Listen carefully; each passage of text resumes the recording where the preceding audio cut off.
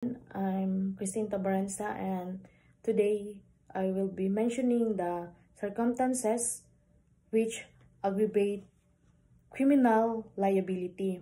Article 14, aggravating circumstances.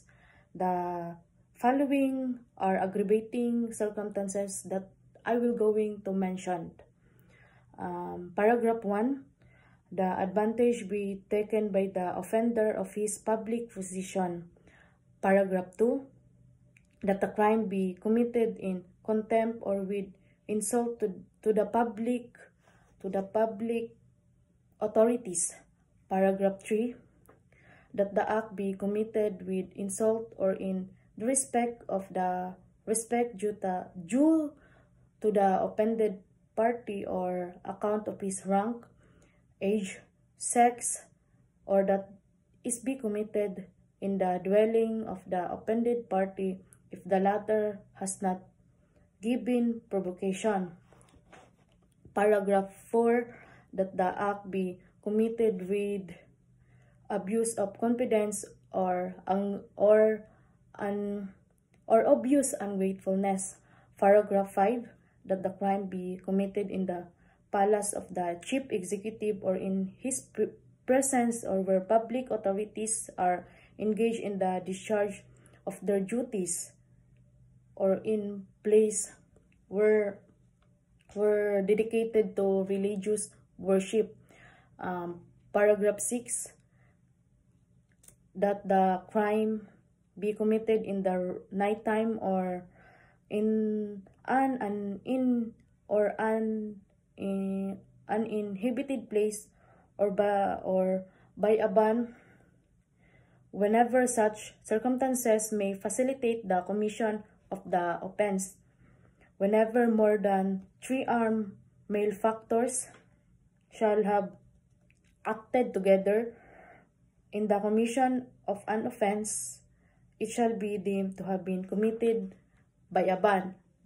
Paragraph 7, that the crime be committed on the occasion of a conflagration, shipwreck,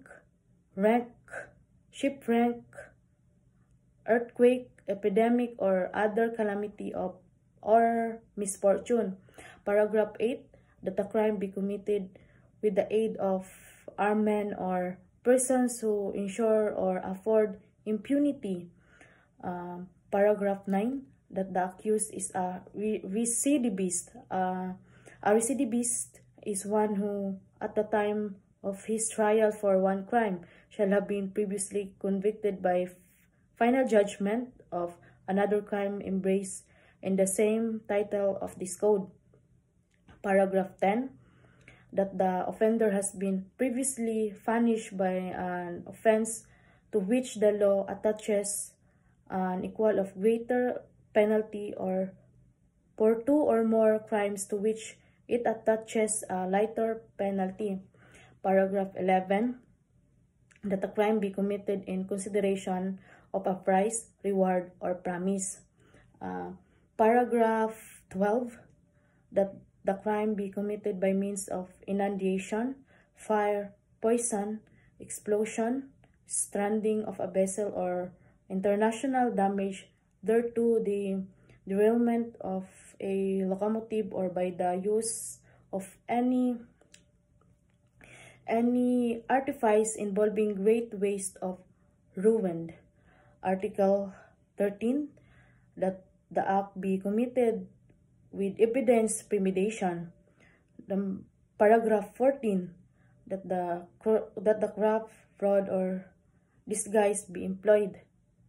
Paragraph 15, that advantage be taken of superior strength or means employed to weaken the defense.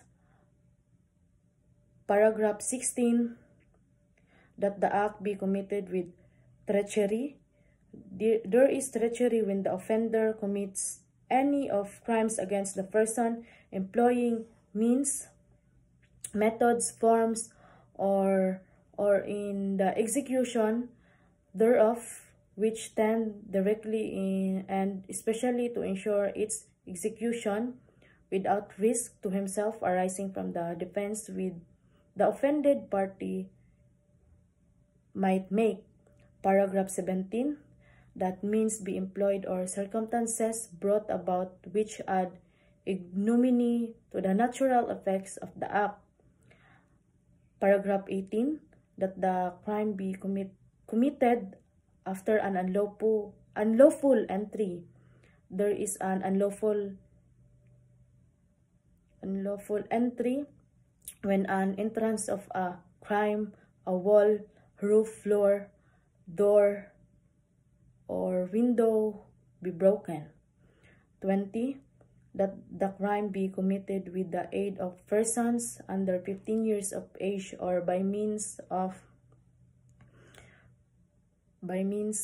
motor vehicles, motorized watercraft, airships, or other similar means. Lastly, paragraph 21, that the wrong done in the commission of the crime be deliberately augmented by causing other wrong not necessary for its commissions. That's all. Thank you.